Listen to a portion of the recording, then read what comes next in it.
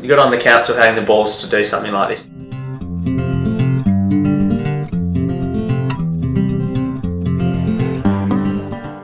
Like other local governments around Australia, the City of Greater Geraldton is challenged with balancing the needs and aspirations of its community with its ability to pay. So, in 2009, the City embarked on an ambitious program called 2029 and Beyond, engaging more than 3,000 people in a plan for the city's future. A key outcome was that citizens wanted ongoing involvement in decision-making, especially about how the money is spent. So #ChangesCGG was born, a project to embed participatory budgeting and deliberative democracy in the decision-making process. Panels comprising local people, chosen at random from the Greater Geraldton community, are the foundation of the city's new budgeting process, helping develop criteria and prioritising expenditure on capital works and the range and level of services provided.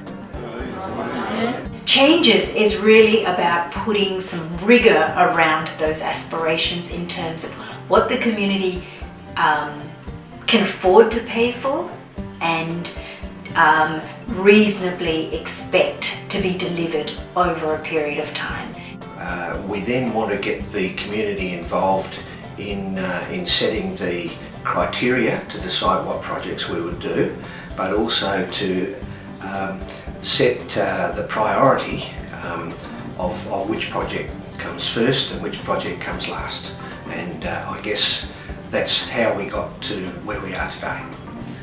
What we're trying to do, and this is really different, is to get people to understand the dilemmas, the problems, the complexity of what the city has to deal with all the time, and the council, and to get them involved enough in that process that they are able to come up with a response that is very community-based, that is based on their community values, on how they see the world, but at the same time understands enough of the complexity to be able to do that sensibly.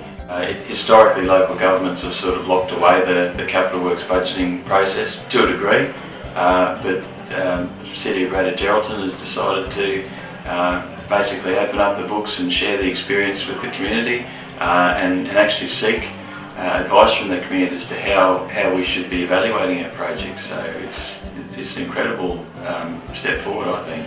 I think from our perspective it's actually added so much value and rigour into our assessment criteria. Everybody will be able to take a bit of a step back and say, okay, what does it really mean?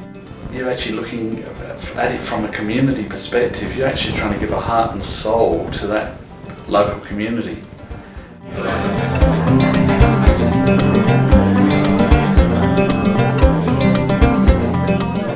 Unless you actually go and ask the community what is it that you value, you can't really reflect those values into your projects that you do and the services you provide. I think the input from the community is very important. Sometimes decisions can be made by council alone, and I think it opens up other opportunities if the community is having a say in what's involved in decision making in the future.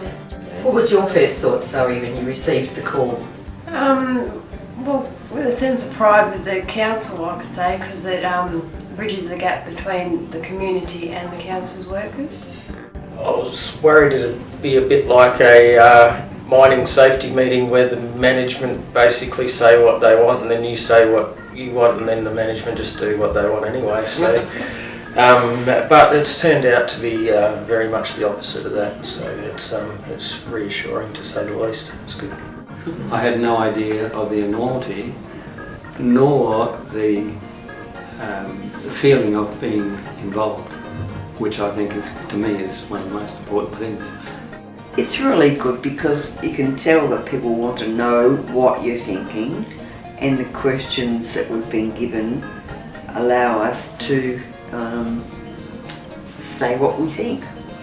Deciding where our money goes is probably the extreme end of empowerment, because normally that is not a place where citizens get to go. That's a place that's given to the experts, the bureaucrats. Well, why? Citizens need to be there. It's important.